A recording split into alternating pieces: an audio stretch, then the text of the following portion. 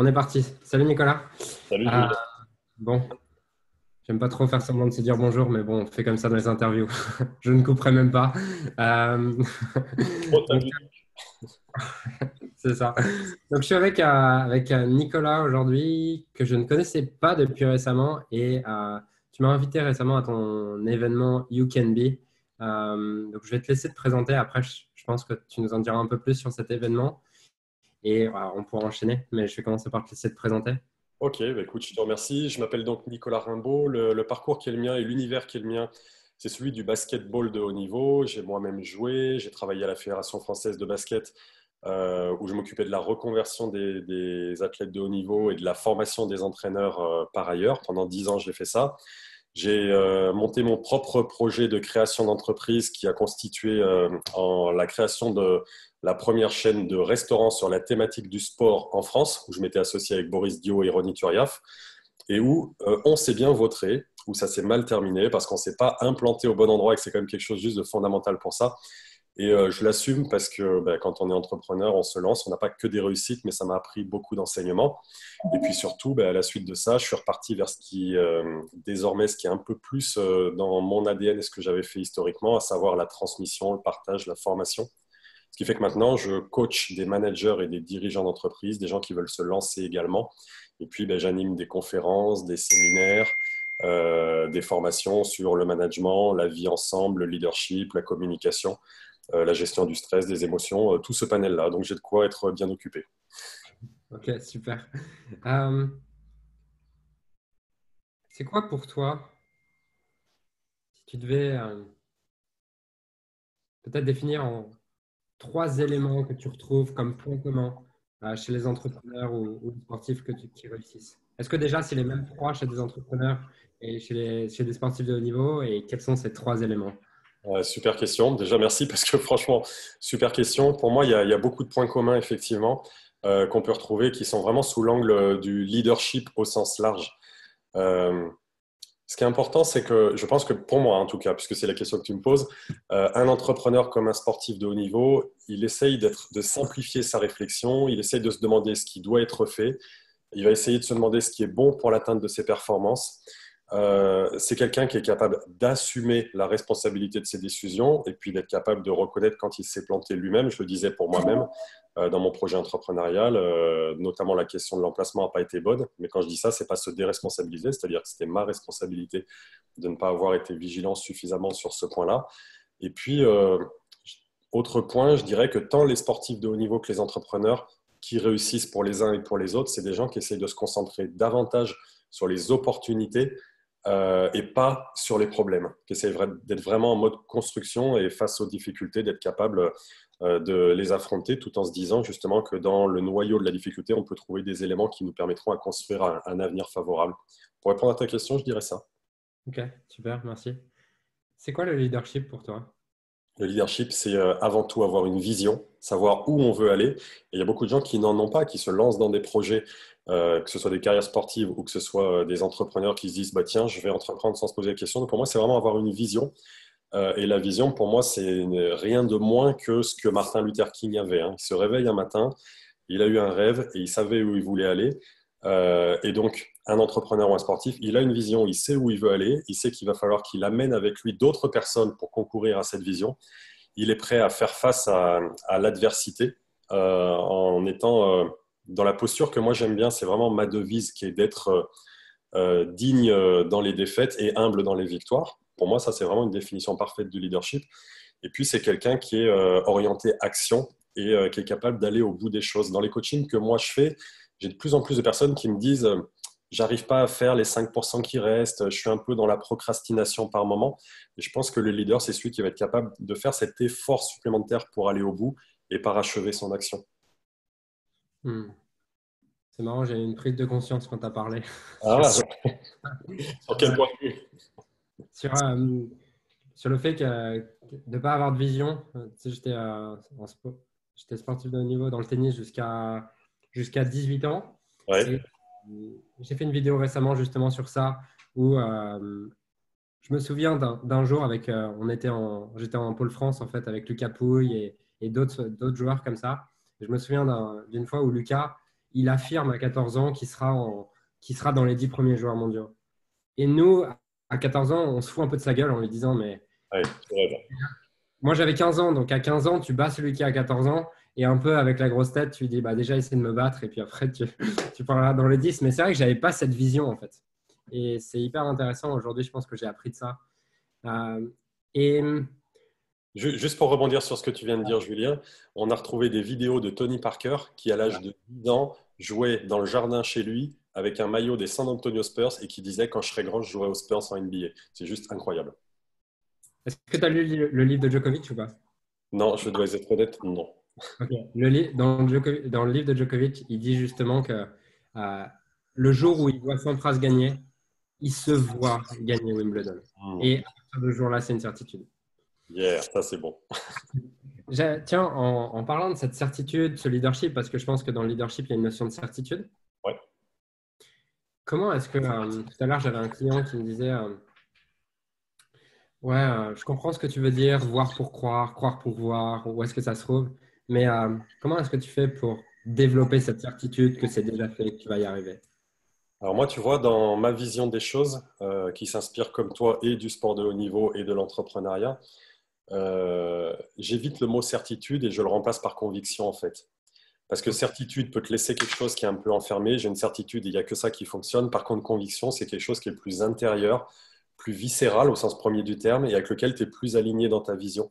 Et en fait, moi, j'essaye, avec les gens que j'accompagne, de les switcher de la certitude pour les faire basculer vers la conviction. Parce que quand ils vont être dans la conviction, ils vont être pleinement habités par le sujet et du coup, ils vont vraiment s'engager et y aller.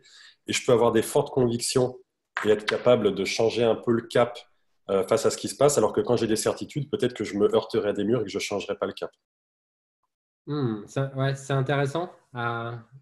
Et c'est marrant, ça m'aide à optimiser ma façon de voir les choses. Mais moi, je vois plutôt, j'entendais plus ressentir de la certitude. Je le voyais plus comme un état interne, en fait. Ok, je comprends. Oui, d'accord, en mode état interne que tu couples avec assurance et confiance en soi, alors du coup. Ouais, c'est ça. Je comprends. Oui, de ce point de vue-là, c'est hyper riche. Hmm. Comment est-ce que tu développes ça? Comment est-ce que tu fais pour soit développer cette conviction, soit ressentir de la certitude et de la confiance? Euh, En étant le plus possible, en te faisant confiance. C'est peut-être bizarre comme réponse, mais pour développer la confiance, il faut se faire confiance et en essayant surtout pas, de mon point de vue, d'essayer d'aller chercher, quémander un feedback extérieur de quelqu'un qui me dirait que je suis dans la bonne voie, qui me renforcerait, etc. Parce que du coup, je deviens dépendant de ça. Si j'en ai, c'est bien, ça m'alimente la confiance, en tout cas, je le crois, mais quand j'en ai plus, ça s'arrête. Et si j'en ai pas, ça me stoppe. Et donc, pour moi, ce serait vraiment être très centré, très ancré sur soi, en essayant de ne pas être dans la comparaison sociale, parce que toi et moi, on ne peut pas se comparer quoi qu'il se passe, et deux personnes ne le peuvent pas véritablement. Or, la plupart des êtres humains passent leur temps à ça. L'autre, il a plus, il fait mieux, il fait différemment, très bien, il fait ce qu'il a à faire. Et pour moi, c'est vraiment qu'est-ce que je suis moi et qu'est-ce que je peux faire au maximum avec les qualités, les défauts que j'ai. J'en ai, tu en as, et on a chacun de nous à nous appuyer sur des... Oh que oui, ça, il n'y a pas de doute sur ce que j'ai vu que tu fais. Et on a chacun à s'appuyer sur nos qualités, d'une part, et essayer de limiter l'exposé de nos défauts à nos situations, en fait. Et je pense que hmm, c'est vraiment être centré sur soi et surtout pas regarder autour, parce que là, on risque de fragiliser notre confiance. ok. Donc, c'est centré sur où est-ce que je veux aller, voir ce que je fais aujourd'hui et aussi le chemin que j'ai parcouru, peut-être. Ouais, ouais, tu as raison. Ça, c'est important que tu dis ça. C'est une très bonne clé. Le chemin que j'ai parcouru en me disant, justement, toutes ces étapes que j'ai franchies, est-ce que je les considère comme étant des vrais socles sur lesquels m'appuyer, me permettant de me dire, hey, j'ai progressé, j'ai fait des choses là-dessus. C'est pour ça que des fois, la technique d'utiliser des petits journaux pour noter les choses qu'on a fait petit à petit, parce qu'on l'oublie en fait. On considère que les choses sont normales au jour où on est en train de se parler, alors qu'on a fait des fois des exploits et transcendé des montagnes sans s'en rendre compte. Moi, sur l'événement You Can Be que j'organise, ça a été plus d'1 an de travail. Et purée, mais que d'obstacles, que de difficultés, que de contraintes pendant au moins 11 mois sur les 12. Et en fait, c'est hyper important de revisiter ça, de le re-regarder. Déjà pour une prochaine fois et se dire, bah, du coup, ça valait certainement pas, c'était pas nécessaire de stresser, de douter, d'hésiter, etc. Parce que moi, je suis un humain comme les autres. Et puis, voilà, de se réassurer pour se remettre en confiance. Tiens, si tu as réussi à franchir toutes ces étapes-là, tu pourras en franchir d'autres. Fais-toi confiance sur la base de ces éléments tangibles et factuels. Hmm, C'est important que tu appelles ça, effectivement. cool. Et j'ai envie de te dire une question, j'ai envie de te poser une question. Je suis pas sûr que tu aies une réponse claire à me donner, mais je vais te la Je suis poser. pas sûr. Si je sais pas te répondre, je te le dirai. Comment est-ce qu'on fait pour justement se focaliser sur soi et se détacher de la comparaison dans un monde où la comparaison est constante partout? Waouh, méga question parce que alors là, si quelqu'un a une réponse clé en main là-dessus, je pense qu'il est millionnaire à la seconde. Donc je ne suis pas cette personne, mais c'est une sacrée quête. Comment se... Mais déjà, tu sais, ça pourrait être appliquer les principes de Dale Carnegie. Ne pas critiquer, ne pas juger, ne pas condamner, ne pas blâmer. Parce que à chaque fois que tu fais ça, tu te renvoies vers les autres, les autres, les autres. Alors évidemment, souvent en disant moi je suis plus ou je suis mieux, etc. Et je pense que c'est si, je vais être millionnaire donc. La clé, la clé, je pense que c'est l'acceptation de ce qu'on est, l'acceptation de nos défauts, de nos limites, de nos fragilités. Et c'est sûrement, de mon point de vue, le fait de se dire, moi je mesure 1,98 m, hein, c'est mon seul point, c'est mon deuxième point commun avec le basket, avec Michael Jordan, c'est les deux seuls qu'on a en commun. Mais on est tous et grands et petits, on est tous et courageux et lâches, et on est tous et forts et fragiles. Et je pense que plus on est dans l'acceptation de ça, plus du coup, ben, on se préoccupe plus du regard des autres, mais plus de ce qu'on est, de comment on fait au mieux avec tout ça en fait. Hmm, ouais. Je pense. C'était pas une clé si évidente que ça, mais le plus souvent on se le dit parce qu'on a tous des moments où on peut s'éloigner de cette idée-là. Au mieux, on va se recentrer sur nous et se détacher du regard des autres, il me semble. Et est-ce que tu peux, du coup, là, pour moi, si peut-être j'ai mal compris, mais si j'ai bien compris, c'est que ça commence par arrêter de juger à l'extérieur pour arrêter de se juger à l'intérieur. Ouais, alors ouais, je suis d'accord avec toi, Julien. Ça serait, c'est parfait. Arrêter de juger, de se juger en comparaison à l'autre pour se juger à l'intérieur. Et surtout, je pense que tu vois, on peut aussi le dire de la façon inverse. Commencer par s'aimer soi avant Ouais. d'essayer de s'occuper du regard de l'autre, quoi. Et du coup, notamment en termes de communication, si je travaille fort à une communication très positive et harmonieuse avec moi-même, du coup, par répercussion, je pourrais engranger une communication positive, harmonieuse et des relations de qualité avec les autres. Et les gens, ils sont en tension, ils sont crispés, ils sont énervés ou autres, et du coup, ils n'arrivent pas à interagir, à impacter, à donner du leadership, etc. Donc, si je développe mon amour de moi dans ma grandeur et ma petitesse et une communication d'acceptation avec moi de ça, je pense que par répercussion, j'ai plus à me préoccuper du regard de l'autre et voire même davantage, sans que je cherche à atteindre cet objectif-là, les regards des autres seront plus positifs à mon encontre. Hmm, yes. Qu'est-ce que tu dis à un performeur justement qui te répond ouais, mais Nicolas, moi je me suis toujours construit comme ça et c'est justement parce que je suis exigeant avec moi-même que j'en suis là. Très bien, je lui dis, bah, écoute, déjà c'est ton choix et je le respecte et j'ai pas de souci avec ça parce que tu as fait ce qui te semblait bon d'être fait. Après, je lui dis, maintenant, il n'y a rien ni personne qui te dit que si tu avais fait différemment, tu n'aurais pas encore plus performé et toi-même, tu ne le sais pas. Tu aurais pu performer plus, simplement, tu ne le sais pas. Tu sais, c'est quand tu commences à parler un peu de préparation mentale à des athlètes qui sont sur les 4-5 dernières années de leur carrière. Oh, c'est bon, j'ai jamais eu besoin de ça, pas de problème. Ok, pas de souci, mais peut-être que tu aurais pu être encore plus haut si tu avais fait ça. Peut-être pas, mais en tout cas, c'est de l'ordre de la possibilité. Et puis après, c'est aussi les amener à dire maintenant, le principe tout basique, il y a que les imbéciles qui ne changent pas d'avis. Il y a plein d'exemples, hein. Tu peux regarder Tiger Woods qui a décidé de complètement changer ses techniques, etc., et de chuter momentanément pour rebondir et repartir et avoir une carrière qui soit plus dure. Ça dépend aussi des objectifs qu'on se fixe. Est-ce Hmm. que l'athlète en question, le performeur, il veut rester un très bon sur la durée de sa carrière et que ça lui convient comme ça, parfait. Est-ce qu'il pense qu'il peut encore franchir une étape? Et à ce moment-là, pour moi, c'est lui dire, tout ce que tu peux faire, c'est d'essayer d'aller croquer toutes les possibilités qui sont autour de toi. Il y en a qui ne te correspondront pas, il faudra que tu arrêtes, mais peut-être qu'il y en a qui te permettront. À ce moment-là, ça vaut toujours le coup. D'autant plus, si c'est un performeur sportif, d'autant plus que la carrière sportive, elle est forcément tellement courte que je pense qu'il faut essayer de l'optimiser au mieux. Et si pendant toutes ces années, tu as fonctionné comme ça, c'est très bien et je ne critiquerai jamais ça déjà, puisqu'on ne critique pas les autres. Et puis, à partir de là, est-ce que tu veux essayer de te donner une chance de faire encore mieux? Ça t'appartient. Et si tu ne souhaites pas la saisir, ben c'est parfait. C'est OK. Hmm. Est-ce que tu penses qu'il y a des... Quel est le pourcentage pour toi de personnes qui arrivent au haut niveau, justement? Après, ça dépend où est-ce que tu définis le haut niveau.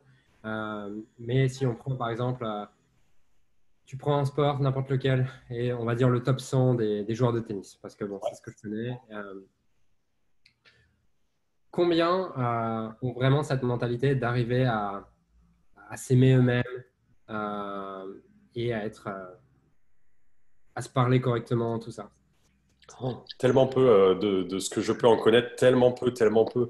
Ce qui veut dire Complètement. que potentiellement, il y a tellement d'aide à apporter à ces gens-là en termes d'ouverture d'esprit. Euh, c'est la question, tu vois, mon événement You Can Be, il est organisé, les sportifs de haut niveau qui performaient dans l'excellence, etc. Et à un moment donné, il y a un ami à moi qui a forwardé, transféré l'info là-dessus, et il y a une de ses contacts qui clique oui mais non.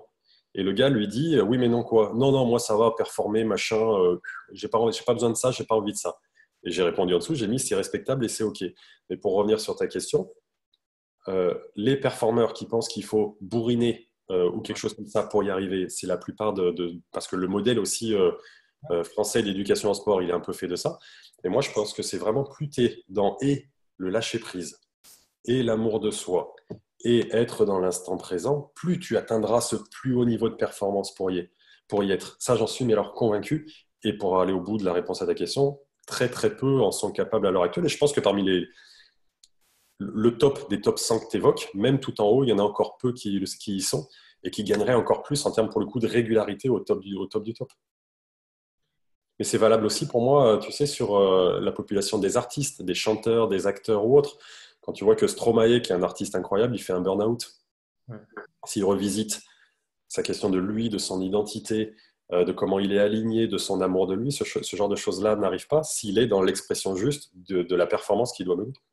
Et je pense que très très peu y sont. Et néanmoins, je suis convaincu que c'est la voie. En tout cas, c'est ma conviction pour le coup. Tu vois, c'est pas ma certitude, c'est ma conviction. Yes. Super. Euh, cool. Tu viens d'évoquer You Can Be. Est-ce que tu peux parce qu'il y a des personnes qui nous regardent qui ne savent pas forcément ce que c'est You Can Be. Est-ce que tu peux nous en dire un peu plus? Alors, ça va arriver juste dans quelques jours, quelques jours, quelques jours, puisque c'est les 21 et 22 juin. J'organise ça à Paris au Novotel Est. Et en fait, mon idée, c'est la suivante. Moi, en avril 2017, je suis allé participer à un super séminaire de 4 jours de formation à Londres qui était animé par Tony Robbins.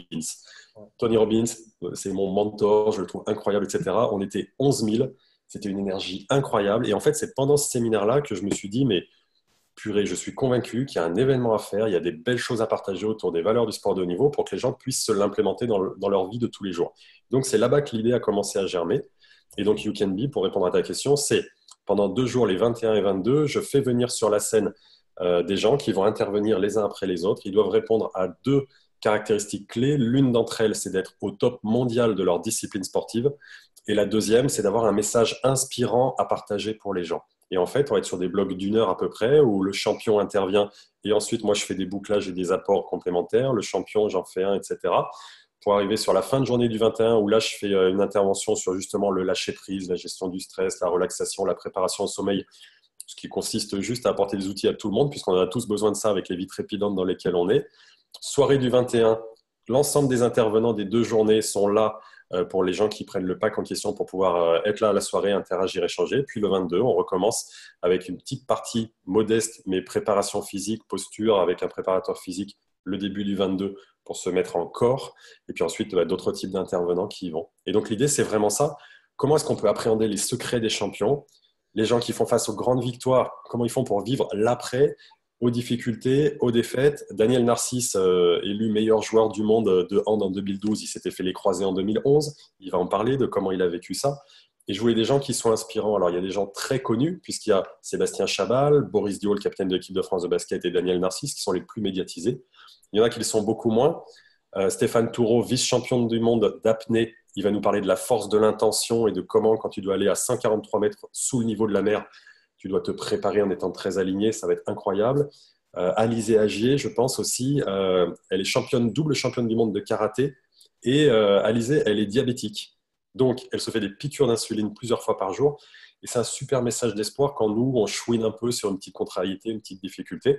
J'ai 3 super athlètes, enfin, je ne te donne pas tous les athlètes, mais aussi 3 super athlètes paralympiques parce que c'est des gens qui font des exploits et qui sont très inspirants. Et c'est aller chercher dans tous ces modèles-là, qu'est-ce que nous, on pourrait faire des modèles du sport de haut niveau que toi, tu connais bien, Julien, pour les implémenter dans notre vie de tous les jours pour atteindre nos objectifs et faire face à nos difficultés. Le pitch de You Can Be, c'est ça. You can be your own champion. Chacun peut être son propre champion. Super. Cool. Ça me donne envie de te poser d'autres questions qui sont la première qui me vient là, c'est oui, ok, pour des sportifs, ils ont à performer sur 1 heure, donc ils ont le temps de me préparer. Moi, je suis entrepreneur, j'ai des rendez-vous toute la journée, j'ai pas la même vie. J'ai une femme, j'ai plein de choses. Comment je fais? Est-ce que je dois me préparer de la même manière? Comment tu C'est vois les... une super question parce qu'en fait, il y a trois éléments qui font que c'est différent entre le sport de haut niveau et l'entreprise. L'un d'entre eux, c'est l'économie. Dans certains sports, pas dans tous, mais moi, par exemple, je connais très bien Adrien Matenet, qui était numéro 1 français en 2012 en tennis de table et qui était aux Jeux Olympiques de Londres. Et il se payait lui-même certains de ses stages de préparation. Il avait peu d'économie, etc. Et à côté de ça, il y a des sports avec un fort retour économique, comme on le sait. Donc l'économie, elle est quand même différente d'un entrepreneur à un sportif de haut niveau médiatisé. Il y a aussi la question de la temporalité que tu viens d'évoquer. Hein. Quand je dois performer 1 heure dans la semaine, je m'entraîne tout le reste du temps, alors que l'entrepreneur, lui, il ne s'entraîne pas. Hein. Il cravache 70 heures par semaine. Il est en compétition 70 heures par semaine. Et puis, il y a la question de la médiatisation qui est toute différente aussi. Donc, ça fait trois écueils potentiels. Le sportif de niveau, pendant qu'il performe, il est observé, analysé, jugé, commenté, etc. L'entrepreneur, moins. Ouais. Sur les réseaux sociaux parfois, mais moins globalement. Hormis ça, les deux, ils ont une quête, la quête de l'excellence, qui consiste à donner le meilleur de ce qu'ils ont à faire dans un marché concurrentiel. Donc, évidemment qu'on va parler d'entraînement et de compétition, mais pour moi, c'est vraiment la question du mindset et de l'état d'esprit que je dois avoir, qui justement, comme on le dit depuis tout à l'heure, est d'être aligné avec moi, d'engager tout ce que je peux faire pour atteindre mes objectifs, et quand je suis face à des difficultés, me centrer sur moi, pas aller chercher des coupables et des boucs émissaires. Et là, pour le coup, je trouve que dans le mindset, on retrouve des grandes similitudes. Yes. En fait, il y a deux notions depuis tout à l'heure qui reviennent un peu, c'est la responsabilité et le leadership, qui vont peut-être ensemble d'ailleurs, qui vont Ouais, beaucoup ensemble à mon avis, de mon point de vue en tout cas. je suis d'accord avec toi. Est-ce que, à ton avis, tout découle de ça? Si tu es responsable et tu agis comme un leader qui apprend de ses erreurs et tout découle ou pas? Ou Tout il y a deux... découle. Ouais, pour moi, tout découle si à côté de ça, tu as une super gestion émotionnelle et gestion de ton stress. Moi, j'ai fait de la natation quand j'étais enfant pendant 10 ans. C'est le sport. Ah oui, j'oubliais, il y a Fabien Gillot qui sera là à You Can Be. C'est le Ok. nageur le plus titré de tous. C'est pas Camille Lacour, c'est pas Manodou, c'est lui le plus titré et il va être incroyable. J'ai fait de la natation, je te parle de ça parce que il ne peut pas y avoir sport plus responsabilisant que ça. Tu es dans ta tête, dans l'eau. Si tu touches avant l'autre, mais c'est toi qui as bien performé. Tu ne peux pas t'en prendre à un coéquipier, tu ne peux pas t'en prendre à un arbitre, etc.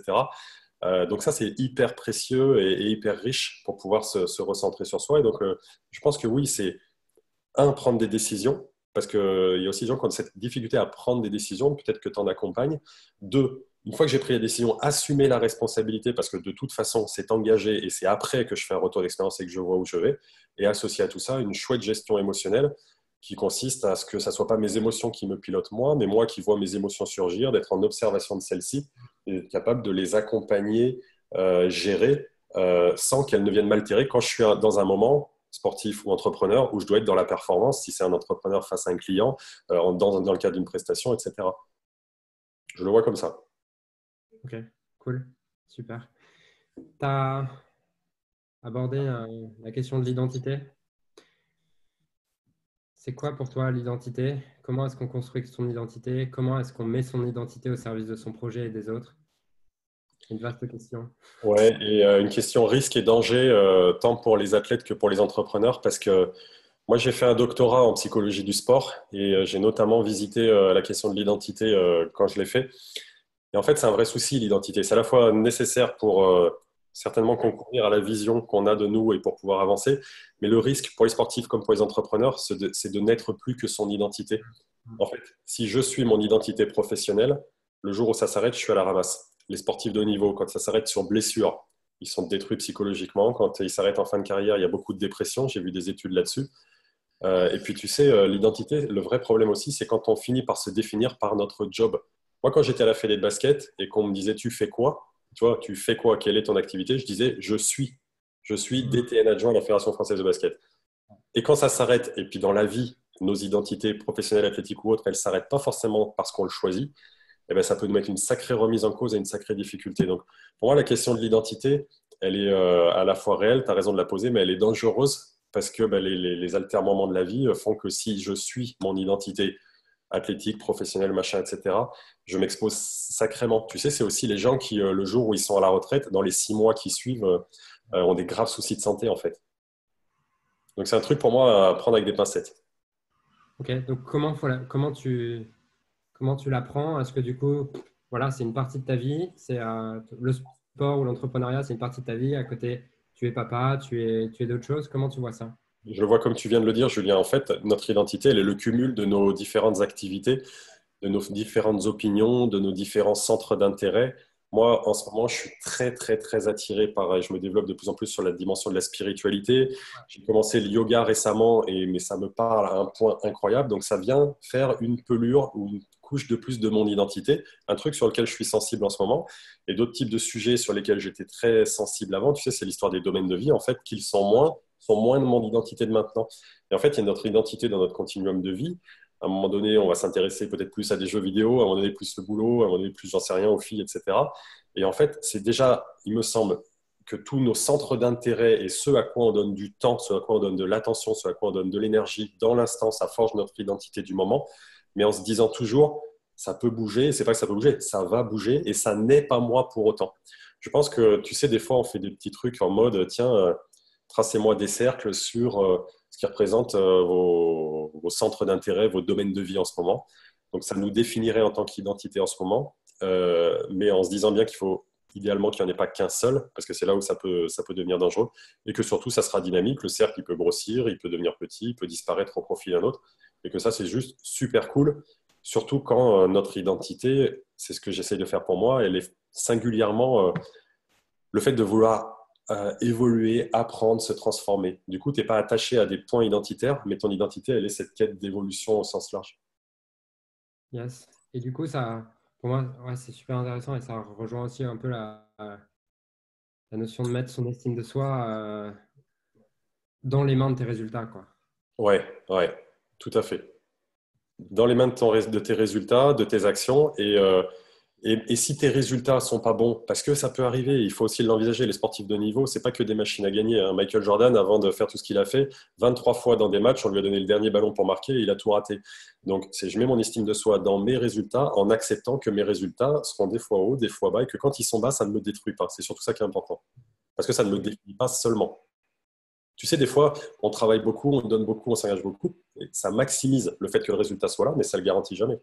En sport de haut niveau, tu le sais très bien, on dit si tu t'entraînes pas, tu es sûr de ne pas gagner, mais si tu t'entraînes beaucoup, tu n'es pas sûr de gagner. Donc le résultat n'est pas le seul indicateur. Pour moi, c'est le couple des deux en fait. Est-ce que tu aides tes clients à définir des objectifs qui dépendent pas d'eux-mêmes ou qui dépendent que d'eux-mêmes, justement, ou pas? Oui, j'imagine que quand tu poses la question, c'est que c'est ce que tu dois faire. Je Bah, pense que c'est moi, je pense. fondamental. Ouais. Je pense Mais que c'est fondamental. Du coup, parce que tu vois, là, tu renvoies à la question du contrôle. Et si je veux me mettre à contrôler des choses qui ne dépendent pas de moi, c'est là où je vais être en grand risque. Donc, je dois définir des objectifs d'action, de comportement, de moyens qui dépendent de moi, dont nécessairement à 90%, ça donnera des résultats positifs, mais l'indicateur doit être vraiment tout ce que j'ai mis en œuvre qui dépend de moi. c'est dur pour les sportifs, non? En tout cas, moi, j'ai du mal. Souvent, ça leur fait changer de manière de penser. Ouais, complètement, complètement. Mais c'est- on a tous besoin de changer nos manières de penser pour transformer nos concepts. Et je sais que ça doit le faire avec tes clients, et moi ça le fait avec les miens, ça change leur manière de penser. Et quand tu regardes un peu après, ils s'interrogent sur comment est-ce que je pouvais faire avant, quoi. Ouais. Heureusement que je suis passé à ça. Et c'est comme toujours, passer par une période de changement, c'est déstructurant pour mieux se restructurer derrière. C'est ça, c'est ce que j'allais dire, c'est qu'à court terme, souvent, ils ne voient pas les résultats, ils se disent, putain, c'est Ouais. quoi ce bordel? Et Mais c'est. on peut reprendre comme Tiger Woods, hein. Heureusement qu'il a eu foi sur le travail à long terme et pas sur le court terme de son changement de technique qui l'a fait baisser à ce moment-là, en fait. Hmm. Chez nous en basket, quand tu te mets à travailler sur la gestuelle d'un shooter, etc., tu le fragilises pendant un petit moment. Ouais, c'est pareil dans le tennis. Ouais, j'en étais sûr. Ok, cool. Si un entrepreneur est encore là, ou un entrepreneur ou un sportif, ou même quelqu'un d'autre d'ailleurs, est encore là en train de nous regarder, ça fait 30 minutes, pourquoi est-ce qu'il doit absolument venir ce week-end, le week-end prochain? Alors déjà, il doit absolument venir le week-end prochain parce que c'est pas le week-end, c'est jeudi, vendredi. On en profite pour le préciser. Voilà. Déjà parce qu'il aura le plaisir de me voir et de te voir, car tu seras là. Donc c'est déjà juste pour l'humour, c'est deux bonnes raisons. Plus sérieusement, c'est parce qu'il aura une opportunité, et ça j'en suis convaincu, incroyable d'écouter enfin des champions sportifs parler vraiment de leur vie, de leurs expériences, de leurs secrets, de ce qu'ils disent jamais. Ils sont très policés, ils le reconnaissent quand ils sont interviewés dans les médias, les sportifs de haut niveau, ils disent pas grand-chose. Ils disent oui, c'est super, c'est grâce aux autres, très bien, merci. J'avais mal aux jambes, j'avais pas mal aux jambes, etc. Et ils développent peu ce qu'ils ont à faire parce que c'est pas l'endroit, le lieu pour le faire. Et là, ça va être une opportunité unique de le faire. Tous ceux qui nous regardent, ils ont peut-être déjà assisté à une conférence d'un champion ou d'un sportif, mais là, l'idée, c'est de se dire, pendant tout ce temps-là, on va avoir des points de vue différents et le projet, c'est d'en faire un vrai séminaire de formation et de transformation. Pas qu'un truc récréatif où on a des paroles de sportifs de haut niveau, mais vraiment quelque chose où il y aura des messages pour se les prendre pour soi et où ils vont pouvoir se faire un auto-coaching permanent pendant les 2 jours. Donc rien que pour ça, ça vaut vraiment le coup de venir et puis aussi de pouvoir échanger dans la salle avec d'autres personnes qui seront dans les mêmes types de préoccupations que eux. Moi, j'oublie pas ce qui s'appelle, quand j'ai fait mon MBA à HEC, on nous a dit ça va être de la cross-fertilisation. Ce n'est pas sale, vous allez vous fertiliser les uns les autres. Et en fait, il y a ça aussi, le partage d'expériences croisées des participants. Et je dois reconnaître que ça aussi, c'est sympa, quoi. Super. Franchement, moi, j'ai tout de suite accroché quand j'ai vu ton truc. J'avais jamais vu ça en France, en fait. Je sais pas Je si ça... pense pas que- Non, à ma connaissance, ça n'a pas existé. Ok. Donc, super, je serai là. Et pour les personnes qui nous regardent, je vous invite vraiment à venir. Surtout pour, je pense que beaucoup d'entrepreneurs, en plus, ont un intérêt pour le sport. Et c'est vraiment le moment, je pense, de venir mêler les deux. Donc, voilà, je mettrai les liens sous cette vidéo pour prendre les billets, je pense, de l'événement. Euh, Où est-ce qu'on te retrouve après cet événement pour les gens qui regarderaient cette interview après l'événement? Après cet événement, vous pouvez me suivre sur ma page YouTube, sur ma page Facebook pour justement que je vous fasse part des autres projets que j'ai derrière. Derrière, je vais vouloir développer 2 grands axes qui vont être un qui va s'appeler Fit Your Mind, comment justement développer le mindset positif et engagé et prendre soin de son corps. Et un autre qui va s'appeler Slow and Zen, 2 marques que j'ai déposées pour justement prendre du moment pour soi, pour se reposer, se relâcher, se recentrer.